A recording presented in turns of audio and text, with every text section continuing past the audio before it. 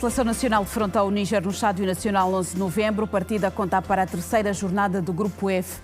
Estados Unidos pretende auxiliar Angola na modernização das Forças Armadas. O embaixador norte-americano apresentou cumprimentos de despedida.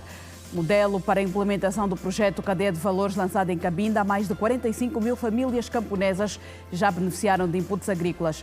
Missão de Observação Eleitoral da União Europeia às Eleições Gerais de Moçambique considerou o processo de votação pacífico e ordeiro. As notícias são para segui-las agora no Girassol Jornal.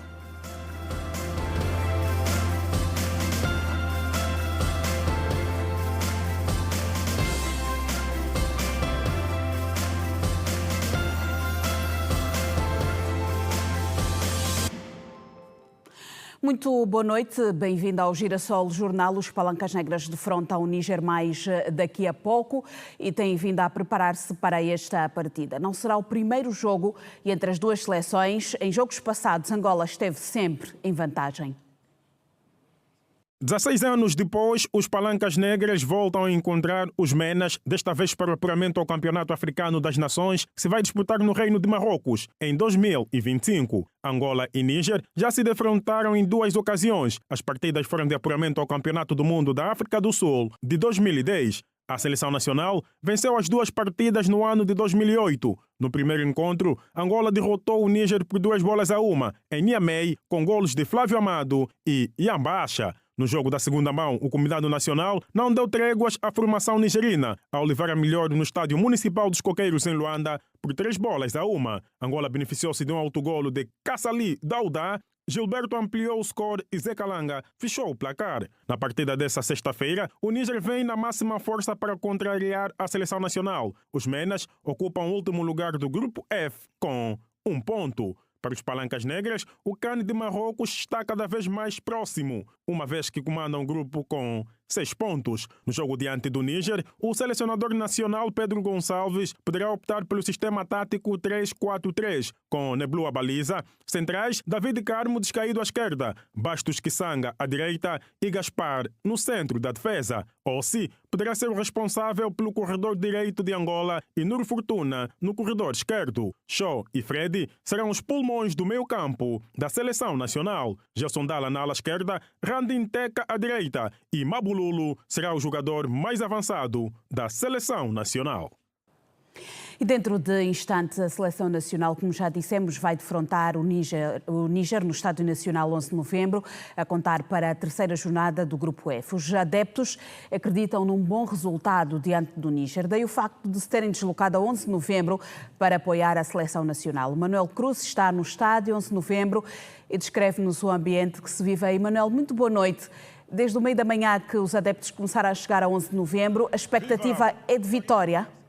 A vasta audiência da Rede Girassol. Faltam sensivelmente 56 minutos para o pontapé de saída desta partida entre Angola e Níger. Até o momento ainda não temos o 11 inicial da seleção nacional, mas provavelmente Pedro Gonçalves não poderá abdicar do 3-5-2 com Neblu à baliza, defesas David Carmo descaído à esquerda e Bastos Kisanga à direita e no centro que alonda Gaspar.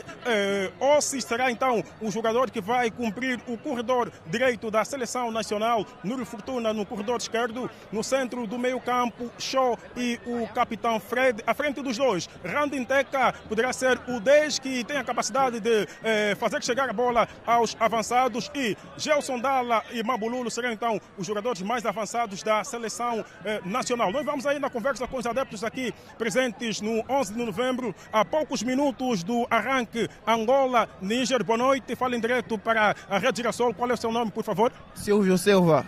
Silvio Silva, Níger é um adversário para vencer. Não. Angola vai ganhar. Já está ganho o golo do Milson, o golo do Prenda. Milson, vindo da Estrela Vermelha a representar Angola, orgulho do Prenda, mano. Esse jogo já está ganho, 2 golos dele. Não sabem? Bem ganho, mano. Tem dúvida? Fala só, tem dúvida? Muito obrigado. Nós vamos à conversa com uma jovem. Boa noite. O seu nome, por favor? Kies Teka. Kies, Angola defronta o Níger. Qual é a sua previsão desta partida? Eu espero que Angola ganhe. A minha opinião mesmo é que Angola tem que ganhar, né? É a primeira vez aqui, então tem que sair bem. Qual será o resultado? Epá, não sei. Tudo na graça de Deus, só isso que eu posso pedir. Muito obrigado. Vamos à conversa também com o outro adepto. Boa noite, seu nome, por favor. Boa noite, sou Dadivaldo Daniel. Angola-Níger é uma partida para vencer. Se é para vencer, como Angola tem jogado nos últimos tempos, esperamos que repitam da forma como tem jogado e que possam ganhar. Quem serão os marcadores dos golos de Angola? Eu acho que o Gelson Dalla e o Mabululu. Gelson Dalla e Mabululu. Qual é o seu vaticínio quanto ao 11 de Pedro Gonçalves? Bem, eu espero que ele comece a colocar o Milson, na frente de ataque o Milson, o Mabululu e o Gelson Dalla, no meio que ele possa colocar o Meg e que atrás continue o titular, que é a Luna Gaspar. Muito obrigado. Vamos à conversa também com outra adepta aqui presente no 11 de novembro. Boa noite, seu nome? Boa noite, Patrícia Longuenda. Patrícia, Angola, Níger. Angola tem a probabilidade de fazer aqui 9 pontos no 11 de novembro? Olha, acreditamos que sim, estamos expectantes para tal, porque até o momento a seleção se mostrou que está bastante forte, então estamos aqui confiantes, esperamos que sim. Muito obrigado. Vamos à conversa com o último adepto nessa entrevista. Boa noite, o seu nome, por favor. Boa noite, sim, eu sou Bartolomeu Teca. Bartolomeu Teca, depois das vitórias diante do Ghana e Sudão, o Níger é um adversário para vencer. Não tem sombra de dúvida, na verdade nós viemos aqui para vencer. O Níger vai voltar em casa bem sujo.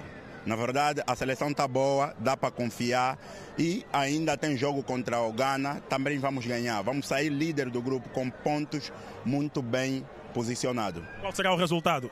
2-0, sem resposta. Primeira parte 1-0, segunda parte 2-0. Muito obrigado. Foram aqui então as palavras dos adeptos presentes no Estádio Nacional 11 de novembro. Os adeptos que estão aqui todos movidos para este jogo Angola-Níger no caminho do Campeonato Africano de Futebol 2025 que vai se disputar no Reino de Marrocos. Angola, recordamos, soma 6 pontos. Na segunda posição está o Sudão com 4, o Ghana é terceiro com 2 e o Níger é o último classificado com 1 ponto. Saudações desportivas. Muito boa noite, Manuel Cruz. Aqui a expectativa dos adeptos relativamente ao resultado frente ao Níger e o selecionador nacional Pedro Gonçalves disse em conferência de imprensa que a partida desta sexta-feira será bastante difícil para Angola. O Nacional defronta o Níger com os olhos fixos nos 3 pontos. O combinado nacional lidera o grupo F com 6 pontos na caminhada ao Campeonato Africano das Nações, que se vai disputar no próximo ano no Reino de Marrocos. Na antevisão ao jogo entre Palancas Negras e Menas, o selecionador nacional Pedro Gonçalves afirmou que Angola vai enfrentar um oponente que, apesar de estar no último lugar, mantém a ambição de chegar ao CAN e que espera um jogo muito bem disputado. Vêm com ambição, são uma equipa que se caracteriza por explorar muito as transições rápidas, tem 2 jogadores sobretudo na frente, um que joga na Ucrânia, mas não só, o outro que joga aqui bem ao lado no TP Mazembe no Congo. 2 jogadores que dão muita velocidade, muita vertigem na saída para o ataque, são referências claramente da equipa, uma equipa compacta, com uma estrutura consolidada de jogadores experientes e bem dotados fisicamente. Portanto, nós temos vindo a trabalhar aquilo que acreditamos possa ser o antídoto para a ideia concepcional de jogo que eles têm. O avançado Gelson Dalla voltou a treinar a parte do restante do grupo e constitui dúvidas para o jogo diante do Níger, de acordo com o selecionador nacional, Pedro Gonçalves. Há de facto aqui um quadro crónico que o Gelson apresenta, e isso é público, por isso estou a falar sobre ele. E então nós temos de ser preventivos na forma como utilizamos nas sessões de trabalho com ele. Tem vindo a fazer um programa em consonância com o clube de recuperação. Ao dia de hoje está bem melhor do que o que estava há uma semana atrás. É algo que ainda estamos em análise, evidente que sim. O português de nacionalidade não deixou de destacar a evolução do meio-campista dos Palancas Negras, Maestro, que na partida diante do Sudão foi o motor de Angola. Naturalmente o Maestro ainda tem muitas barreiras para ultrapassar, já ultrapassou umas quantas. Períodos difíceis, inclusive, neste início, nesta transição, é sempre difícil para o futebol profissional, mas ele tem vindo a vencer. Portanto, tem um trajeto ainda a fazer, faz parte claramente desta família, tem vindo a crescer connosco. E aquilo que nós vaticinamos é que ele, para e passo a passo, gradualmente vai, com certeza, ganhando cada vez mais espaço. Fiquei muito satisfeito com o comportamento dele no último jogo e, portanto, faz parte do processo. O capitão de Angola, Fred, afirmou que o grupo está compenetrado e que o objetivo da seleção nacional passa por conquistar os 3 pontos. Já estamos juntos, felizmente, há bastantes anos. Conhecemos aquilo que o treinador quer. O treinador também conhece as características de cada jogador. Então sabemos qual é que é o melhor caminho para alcançar isso. Por isso estamos a trabalhar nesse sentido. Também não podemos estar aqui a dizer que será assim ou será assado, porque o nosso adversário também está atento àquilo que a gente possa fazer, mas realmente estamos a trabalhar em prol de conseguirmos a vitória. Recordo que a partida entre Angola e Níger terá transmissão da TV Girassol nesta sexta-feira, a partir das 19h50. Aniceto Muquinta é comentador da Rede Girassol e vai analisar connosco esta partida de mais daqui a pouco. Vamos olhar para a antevisão do jogo em si. Olhando para as peças todas que compõem o 11 nacional, qual é que é a sua percepção, a tua percepção relativamente a esta montagem que vai fazer Pedro Gonçalves? Boa noite, Laurinda Calças. Boa noite, esse telespectador. De facto, estamos todos ávidos e ansiosos em ver qual é o 11 ideal que Pedro Gonçalves vai montar para esta grande empreitada. Na verdade, estávamos à espera que o nosso colega que se encontra no estádio pudesse nos trazer já o 11 para podermos fazer uma análise mais aprofundada, mas este dado ainda não está disponível para a comunicação social e acredito que dentro de minutos já estará disponível. Mas aqui dentro daquilo que tem sido as nossas cogitações, acredito que não vai fugir muito aquela seleção que venceu no último jogo em casa o Sudão. Quero aqui acreditar que Pedro Gonçalves vai ser fiel àquilo que é só a ideia de jogo, manter os 3 centrais compostos por Kialonda Gaspar, Bastos Kisanga e também David Carlos. E nos corredores laterais poderá entrar com Núrio Fortuna, porque é aquele jogador que eu entendo que no lado esquerdo é aquele que dá maior endurance, maior consistência defensiva, já que na outra ala ou no outro corredor temos que ter um jogador que dá mais profundidade, que no caso poderá ser, na minha ótica, Ossi, que tem feito bem este papel, tanto a nível do Petro Luanda, como na última aparição na Taça COSAFA, em que nós fomos vencedor. Não entrando Ossi, provavelmente poderá entrar Rui Modesto, mas aqui tenho algumas dúvidas. Acredito mais na possibilidade de entrar Ossi. No meio-campo é aqui onde os angolanos todos estão à espera da tal surpresa, e a surpresa acredito que é verem a integração do jovem Maestro, que sempre que foi chamado entrou, conseguiu dar uma outra imagem. Imprimiu uma nova dinâmica ao jogo. No jogo contra o Sudão, o Maestro foi extremamente importante. Aliás, tinha sido assim no jogo anterior também no Ghana. Entrou aos 60 e poucos minutos e tão logo entrou para o campo, alterou substancialmente o jogo da seleção nacional. E isto, de alguma forma, tem criado alguma expectativa aos adeptos em verem Maestro a entrar como titular. Mas nós temos defendido que a entrada de Maestro é aquilo que o treinador disse, tem que ser gradual, não podemos forçar, é um processo e ele tem estado bem, tem correspondido no pouco tempo que tem sido chamado, porque ele encontra no campo o capitão, que é o Fred. Ele necessariamente, na sua substituição, poderá ser com o capitão Fred, salvo seu treinador entender que doravante passa a jogar com 3 elementos a nível do meio-campo, onde teríamos um pivô defensivo, que é o Shaw, e depois teríamos então 2 jogadores a apoiar o ataque, no caso seria o Fred e o próprio Maestro. Pois, vamos agora olhar para os jogos que se seguem, porque os Palancas Negras vão jogar agora à noite, diante do Níger. Depois tem um próximo jogo já no dia 15, também diante do Níger. Se nós vencermos este jogo 12 e vencermos o jogo da próxima terça-feira, estamos apurados. Caso haja, que não é o caso, queremos todos que a seleção vença, mas caso assim não aconteça, qual é que será o cenário que se vai pôr? Claramente, Laurinda, é justamente por aí onde vou começar. Enquanto angolanos, queremos que Angola vença o jogo de hoje e o de terça-feira e carimbe o passe para o CAN de Marrocos no próximo ano. Mas é preciso nós olharmos para o contexto atual, onde no nosso grupo Inclusive, o último classificado, que é o Níger, com apenas 1 ponto, também tem fortes possibilidades de qualificar-se. Se vencer os 4 jogos que tem, estou a trazer uma análise hipotética, aquilo que a matemática nos permite, dizer que o Níger, se conseguir vencer os 4 jogos, faz 12 pontos, mais 1 ponto que já tem, chega aos 13 pontos. Tem possibilidades de passar. O próprio Ghana, que até que não conseguiu vencer, que era tido como a seleção favorita do nosso grupo, mas até que logrou apenas fazer 2 pontos fruto de 12 empates, se vencer os 3 jogos que lhe restam, chega aos 11 pontos. Também pode vencer, também pode apurar como primeiro ou como segundo. O próprio Sudão é aquele que, nesta altura, está muito mais próximo da qualificação, a semelhança da Angola. Hoje tem 4 pontos. Também tem mais 3 jogos por realizar. Se vence os 3 jogos, claramente garante também a qualificação. Matematicamente falando, todas as equipas do nosso grupo têm a possibilidade de apurar. Mas nós, os angolanos, somos os únicos que até aqui dependemos apenas de nós mesmos. Vencendo o jogo de hoje e na terça-feira carimbar o passe rumo ao CAN de Marrocos. Com os 12 pontos feitos, caso vençamos na terça-feira. Claramente, 12 pontos. Se chegarmos aos 12 pontos, temos a qualificação garantida como primeiro ou provavelmente como segundo do grupo. Aniceto, vou agradecer a tua presença, obrigada, e esperemos que a seleção vença até depois. Sei que ficas depois, não?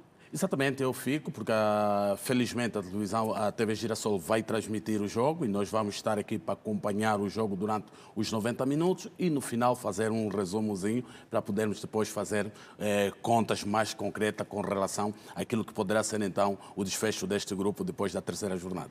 E é por este motivo que a TV Girassol está hoje a emitir este jornal mais cedo, às 19 horas pontualmente, fora do horário habitual, porque às 20 pontualmente vamos transmitir em direto o jogo da seleção diante do Níger.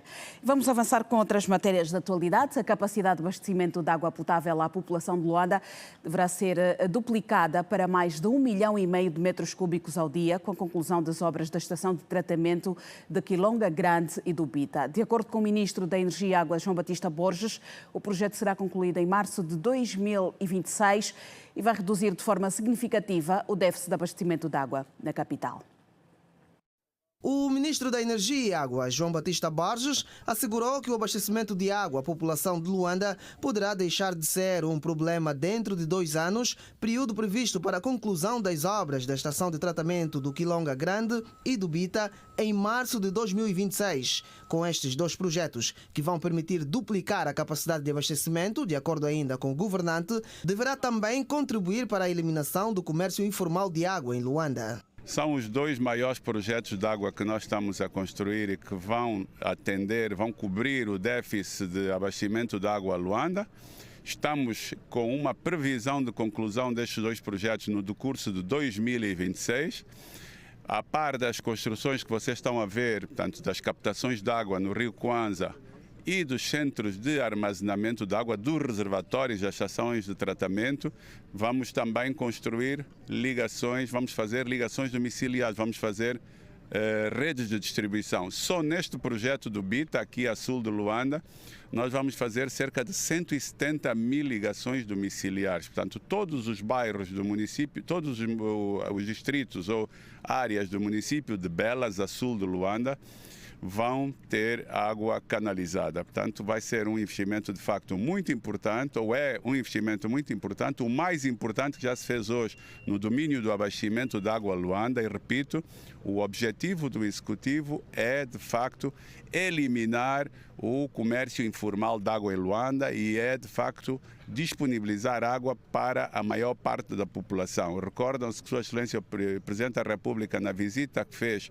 ao projeto Quilonga, falou em mais de 10 milhões de habitantes, portanto, que vão ter água, ou seja, 7,5 milhões com estes 2 projetos e os restantes com os sistemas que já existem. Portanto, vamos cobrir satisfatoriamente as necessidades de abastecimento de água a Luanda e é isso que se pretende. João Batista Borges, que falava no final da visita aos variados projetos e sistemas estruturantes de captação, tratamento e distribuição de água dos municípios de Belas e Coluibengo e Viana, manifestou a preocupação com o elevado índice de endividamento dos clientes da EPAL. Sim, é verdade. Nós temos também que nos preocupar com a eficiência comercial da EPAL. Nós temos que cobrar para prestar um bom serviço. De qualquer forma, também com a introdução destas novas capacidades, nós estamos a preparar terreno para intervenção de empresas privadas no domínio da distribuição de água, que vão também ajudar a EPAL a cobrar e a reduzir a sua dificuldade de cobrança, as suas perdas, e vão também ajudar a prestar um melhor serviço. E o governador de Luanda, Manuel Homem, disse que com o aumento da cobertura de abastecimento, o garimpo de água será melhor combatido. O governo provincial de Luanda, a Polícia Nacional, a EPAL, têm, na medida do possível, tratado de combater, de inibir todas as obstruções que temos assistido nas condutas ou processos ilegais de comercialização de água. Mas acreditamos que a solução ideal para combatermos este mal é aumentarmos a oferta.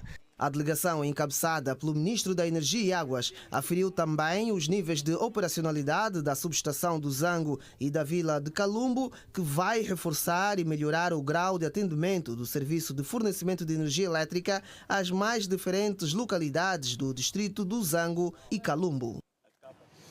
Angola teve 42 recomendações sobre a Carta Africana dos Direitos Humanos e dos Povos e 18 sobre o Protocolo de Maputo. Segundo a Secretária de Estado para os Direitos Humanos e Cidadania, o país registrou avanços na questão da implementação dos direitos sociais, políticos e económicos.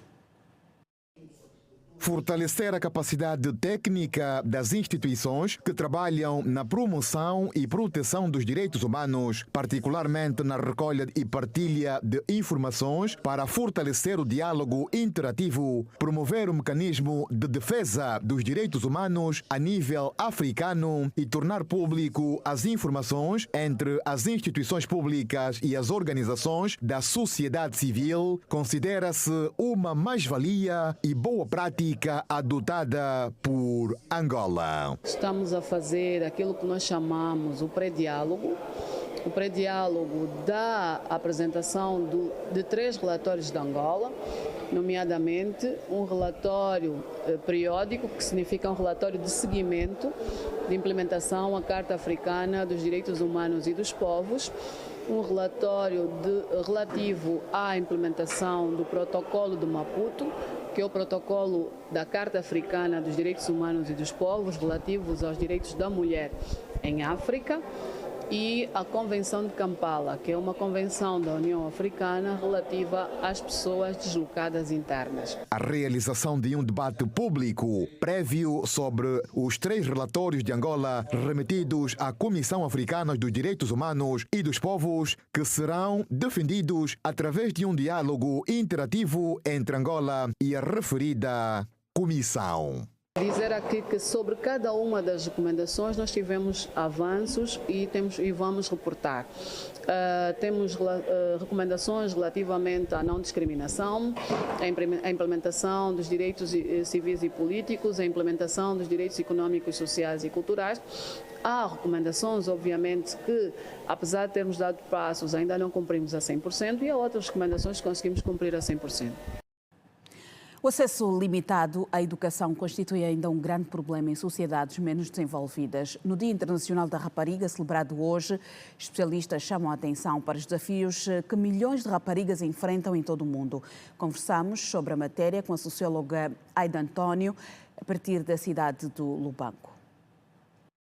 Em um contexto global marcado por desigualdades de género, a rapariga continua a ser uma das figuras mais vulneráveis, especialmente nas regiões em desenvolvimento. Para a socióloga Aida António, os desafios que as meninas enfrentam são diversos e complexos. Muitas ainda têm um acesso à educação limitado, especialmente em áreas rurais. Casamentos infantis, gravidez precoce e violência de género continuam a roubar a infância de milhares de raparigas, perpetuando ciclos de pobreza e marginalização. Eu estive a fazer há menos de um mês, há menos de 45 dias, um trabalho de recolha de dados na província do Cunene, e eu fui até a Ombala Youmbo, que é uma comuna da província do Cunene, fui até a comuna de Naulila, não é? Que são também comunas do município da província do Cunene, e deparei-me com condições extremamente adversas para estas meninas, raparigas e mulheres. É claro que as condições são gerais no seu todo, mas elas afetam particularmente de forma específica as meninas que localizam-se nessa região pela falta de escolas, pela falta do acesso à saúde reprodutiva, não é? As meninas não têm acesso a contracepcionais, ao controlo, digamos assim, ginecológico, essas questões são completamente fora de órbita, não é? Falamos também da questão do casamento infantil e da gravidez precoce nas nossas zonas rurais, e falo também um bocadinho nas nossas zonas periurbanas, não é? As meninas ainda são obrigadas a casar na sua adolescência, primeiro porque têm que sair das casas dos pais à procura de melhores condições de vida e acabam por engravidar. Isso prejudica o seu desenvolvimento psico, emocional e social. Entretanto, o acesso a cuidados de saúde adequados, inclusive em relação à saúde menstrual, é outra barreira significativa, comprometendo o desenvolvimento físico e emocional de muitas jovens. Não existe praticamente informação prévia sobre a situação e depois elas são obrigadas a retirar-se praticamente da vida social até que a fase menstrual termine. Existe também a chamada escassez de água, não é? Então ali também estamos a falar a falta de acesso ao saneamento básico. Significa que ela não tem água limpa para fazer a sua higiene íntima, tem que utilizar as águas das chimpacas, acabando por correr riscos múltiplos de apanhar infecções que acabam por também afetar a sua própria saúde reprodutiva. Eu costumo dizer, realmente Deus deve amar o africano, não é? E as pessoas nestas condições, porque sem isso eu acredito que em condições normais uma pessoa da área urbana ou citadina não sobreviveria a este contexto de dificuldades extremas, não é? Que exige uma capacidade de resiliência quase super-humana, não é? Ou sobre-humana, não é?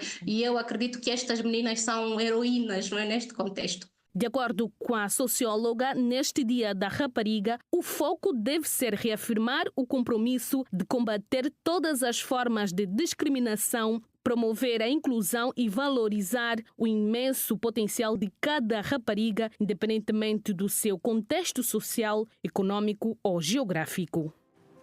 Vamos fazer uma curta pausa, já voltamos.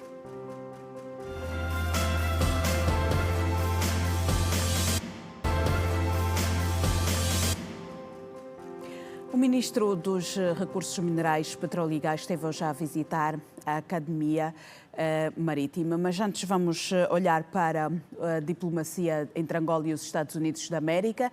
O embaixador trabalha já na identificação de uma nova data para a realização da visita do presidente americano a Angola. De acordo com o embaixador Tulinabo Mushinge, Angola é um parceiro estratégico para o seu país.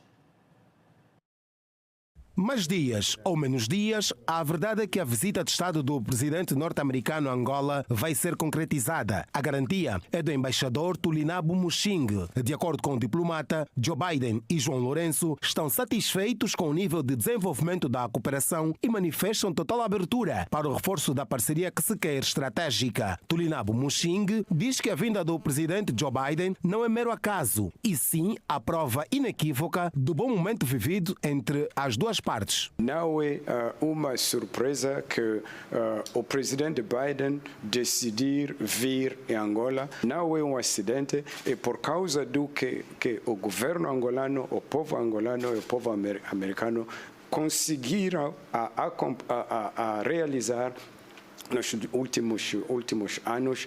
A nova era da cooperação Estados Unidos-Angola está fundamentada na partilha da experiência americana em 3 domínios principais. Trata-se da prosperidade econômica, boa governação e segurança. No capítulo econômico, os Estados Unidos da América investem em diversos projetos que vão impulsionar a diversificação da economia angolana. O exemplo do corredor de Lobito, quando nós começamos este projeto, era de mais ou menos 250 milhões milhões de dólares. Hoje mesmo nós estamos a falar de 553 milhões de dólares neste corredor, projeto Corredor de Lobito. Falando de diversificação, vocês podem ver o que nós estamos a fazer com energia renovável. Lá é o programa lá de Sun Africa, mas também na área da digitalização, um programa com a Rádio Nacional. Nós temos parcerias com a Africell, o governo americano, para AfriMoney, que é uma inclusão digital, inclusão financeira. Temos o projeto de infraestrutura de Acrobridge para trazer 186 pontes metálicas aqui. Quanto à segurança, o embaixador, que foi nesta sexta-feira recebido em audiência pelo Presidente da República, João Lourenço, explicou que as ações passam pela modernização das Forças Armadas angolanas. Na área de segurança, além de mais ou menos 18 milhões de dólares que nós já investimos nesta área, o objetivo é para continuar a ajudar os esforços do governo angolano para a modernização das Forças Armadas. Já no que diz respeito à boa governação, os Estados Unidos da América entendem ser importante o aprofundamento da liberdade de imprensa. Nós vamos continuar a promover a boa governação na área do governo, mas também da sociedade civil, a liberdade de imprensa, diferentes partidos políticos ter espaço para expressar sozinhos, mas também o povo angolano ter acesso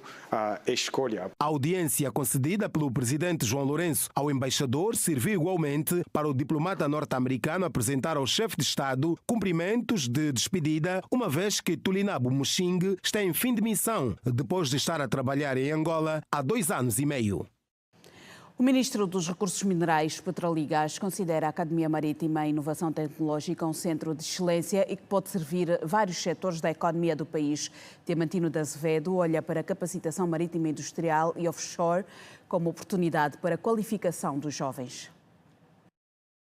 Para o Ministro dos Recursos Minerais, Petróleo e Gás, a mais nova Academia Marítima é um exemplo das boas iniciativas feitas em Angola e que deve ser abraçada. Um centro de referência que vai permitir o reconhecimento das competências nacionais no estrangeiro. Diamantino de Azevedo percorreu as instalações da Academia vocacionada à capacitação marítima, industrial e offshore por aproximadamente 2 horas, com vários momentos de demonstração de salvamento marítimo. É efetivamente um centro de excelência.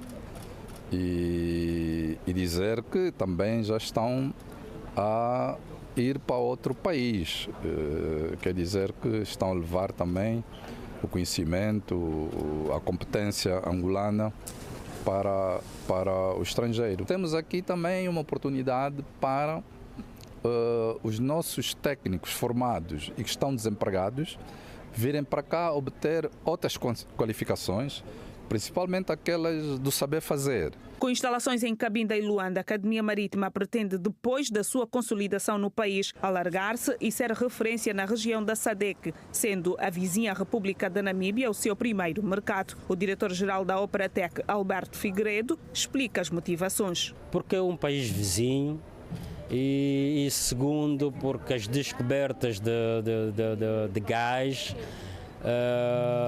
auguram. E então nós que decidimos estar na linha da frente e marcar a nossa presença lá. E a semana passada começamos com alguns cursos, não ainda na dimensão. Felizmente conseguimos adquirir já todos os equipamentos para a área marítima, fase da instalação desses equipamentos. E no próximo ano, novidades com relação a este centro. Localizada no bairro da Vila Cativa, distrito urbano do Sequele, a Academia Marítima de Inovação Tecnológica já empregou mais de 300 jovens. E vamos fazer mais uma curta pausa de recordar que às 20 pontualmente a TV Girassol vai emitir o jogo entre a Seleção Nacional e o Níger, jogo de classificação para o CAN do Marrocos de 2025. Já voltamos.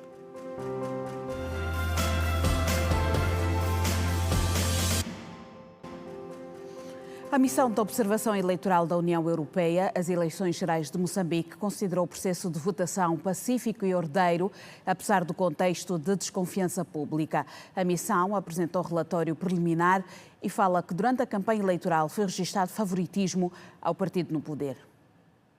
Ao apresentar a avaliação preliminar do processo das eleições de quarta-feira 9 em Moçambique, a chefe da missão, Laura Ballarin, apontou que os órgãos eleitorais conduziram a votação de forma ordeira. A responsável referiu que as pessoas votaram calmamente e os procedimentos foram maioritariamente seguidos durante a votação e que durante a campanha as liberdades fundamentais foram geralmente respeitadas. Já sobre o processo de campanha, o relatório da Missão de Observação da União Europeia aponta que houve uma distorção evidente das condições a favor do partido no poder no decurso da campanha, tendo a Frente de Libertação de Moçambique, Frelimo, beneficiado das vantagens inerentes ao poder através da utilização indevida de recursos estatais. A chefe da missão sublinhou igualmente que foi verificada uma notável falta de confiança na fiabilidade dos cadernos eleitorais e na independência dos órgãos eleitorais, bem como foram observados alguns casos de enchimento de urnas. Ballarin disse ainda que os observadores referiram que a contagem dos votos foi lenta e que sofreu desorganização e falta de clareza. No relatório da missão, igualmente foi verificada uma notável falta de confiança na fiabilidade dos cadernos eleitorais e na independência dos órgãos eleitorais, bem como foram observados alguns casos de enchimento de urnas, segundo a responsável. No mesmo documento, a Missão de Observação Eleitoral da União Europeia afirma que a maioria dos partidos políticos da oposição expressou falta de confiança na imparcialidade e independência dos órgãos eleitorais, incluindo o Conselho Constitucional. A Missão de Observação Eleitoral da União Europeia enviou 179 observadores de 24 Estados-membros da União, do Canadá, Noruega e Suíça para todo o país. Os observadores visitaram 129 assembleias de voto em todas as províncias e em 78 distritos.